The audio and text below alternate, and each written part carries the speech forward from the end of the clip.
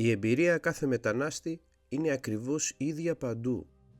Γεννιέσαι σε ένα μέρος, μεγαλώνεις σε ένα άλλο και νιώθεις ξένος και στα δύο. Αϊσέ Λαχούρ Κιρτούγκ, οι σκέψεις του για την ανταλλαγή πληθυσμών.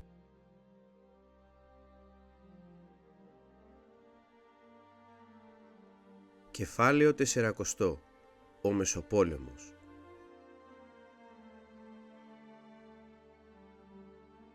Η μικρασιατική καταστροφή σηματοδότησε το τέλος της μεγάλης ιδέας. Στη θέση της Οθωμανικής Αυτοκρατορίας γεννήθηκε το σύγχρονο κράτος της Τουρκίας και με τη συνθήκη της Λοζάνης όλα τα ελληνικά κέρδη χάθηκαν. Η Ελλάδα όμως κράτησε τη Δυτική Θράκη. Ο Μουσταφά Κεμάλ, εκείνος ο νεαρός αξιωματικός του κινήματος των Νεότουρκων, βετεράνος των Βαλκανικών και του Πρώτου Παγκοσμίου και νικητής του Μικρασιατικού πολέμου, ανέλαβε να ανοικοδομήσει την Τουρκία σε ένα νέο μοντέρνο κράτος. Πήρε το προσωνύμιο Ατατούρκ, δηλαδή πατέρας των Τούρκων. Ο πόνος και η πικρία για την ήττα κατέκλυσε το σύνολο του στρατού. Μόλις έναν μήνα από την καταστροφή της Σμύρνης, αξιωματικοί οργανώθηκαν πάλι σε κίνημα και απέτησαν την παραίτηση του βασιλιά Κωνσταντίνου του Πρώτου. Έγινε δεκτή και νέος βασιλιάς έγινε ο γιος του, Γεώργιος ο Δεύτερος. Η παραίτηση αυτή δεν ήταν αρκετή και ύστερα από έναν χρόνο, το 1924, καταργήθηκε η βασιλεία με δημοψήφισμα. Η χώρα είχε βασιλιά από το 1832. Για πρώτη φορά η Ελλάδα θα μετατρεπόταν σε αβασίλευτη κοινοβουλευτική δημοκρατία. Ο Βενιζέλος επέστρεψε άμεσα από την εξορία και ανέλαβε ξανά την ελληνική κυβέρνηση. Προκειμένου να επικρατήσει η ειρήνη, συμφωνήθηκε να γίνει ανταλλαγή πληθυσμών ανάμεσα στις δύο χώρες. Οι χριστιανοί που ζούσαν στην Τουρκία και οι μουσουλμάνοι που ζούσαν στην Ελλάδα αναγκάστηκαν να αλλάξουν χώρα.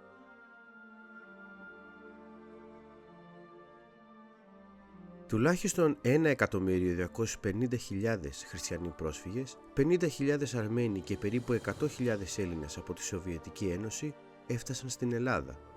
Από την ανταλλαγή πληθυσμών εξαιρέθηκαν οι χριστιανοί της Σύμβρου, της Τένεδου και της Κωνσταντινούπολης και οι μουσουλμάνοι της Δυτικής Θράκης.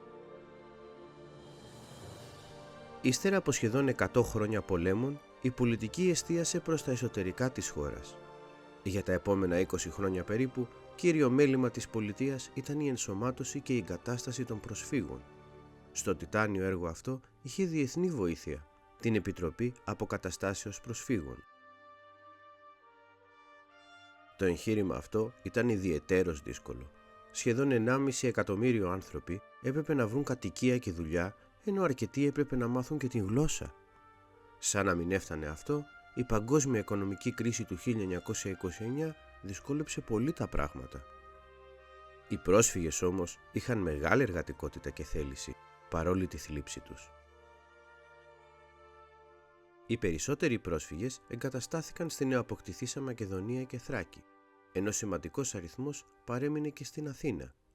Αρχικά, οι πρόσφυγες έμεναν σε πρόχειρους καταβλισμούς, αλλά σταδιακά απέκτησαν κατοικίες και δικές τους γειτονιές. Η Νέα Σμύρνη, Νέα Ιωνία, Νέα Φιλαδέλφια. Μέσα σε λίγα χρόνια, αν και η χώρα είχε υπέρογκα χρέη, οικονομική κρίση και δυσαρέσκεια από ήττα στον πόλεμο, η εγκατάσταση των προσφύγων ήταν επιτυχής. Η παρουσία των προσφύγων τόνωσε την οικονομία, αύξησε τον πληθυσμό και άνθησε τον πολιτισμό. Η επιτυχία αυτή, δυστυχώς, δεν συνοδευόταν από πολιτική σταθερότητα.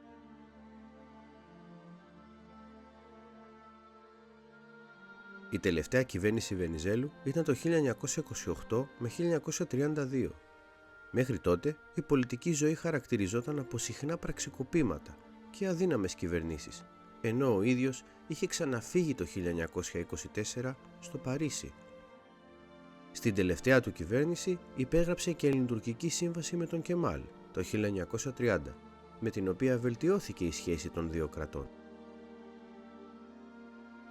Τα πραξικοπήματα όμως συνεχίζονταν.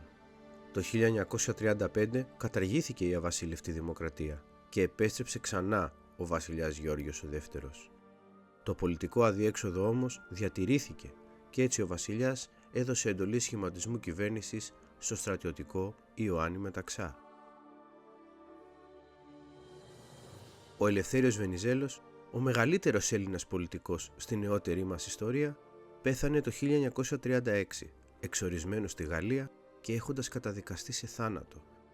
Ξεκίνησε από την Οθωμανική Κρήτη και είχε μετατρέψει την Ελλάδα από μία μικρή χώρα σε υπολογίσιμη δύναμη, συγκρουόμενος με το παλάτι. Τέτοια ήταν η επιρροή του, ώστε οι Έλληνες χωρίζονταν σε οπαδούς ή μη οπαδούς του.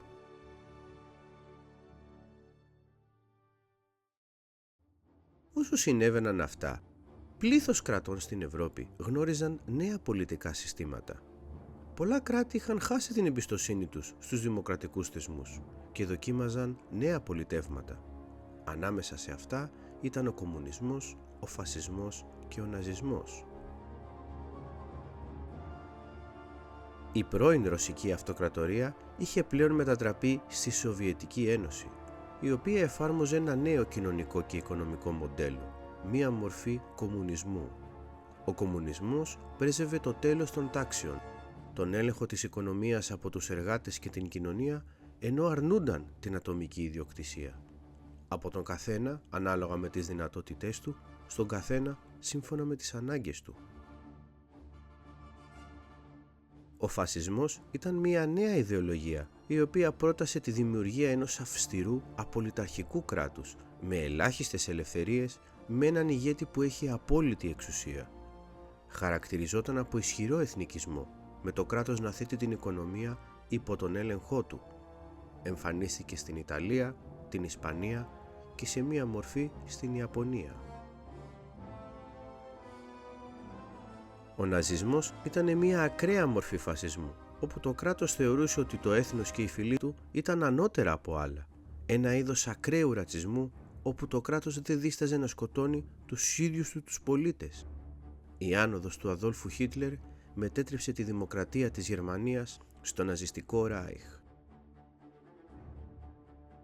Η κυβέρνηση Μεταξά σύντομα κατέστηλε βασικές διατάξεις του συντάγματος και μετατράπηκε σε στρατιωτική δικτατορία με την ανοχή του βασιλιά.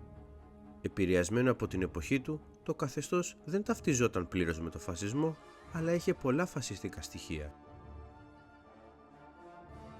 Ο Μεταξάς αντιλήφθηκε ότι τα νέα καθεστώτα σύντομα θα απειλούσαν την ειρήνη στην Ευρώπη. Παρόλο που είχε επιβάλει την εξουσία του, ακολούθησε φιλοβρετανική πολιτική, επιλέγοντας ουδετερότητα.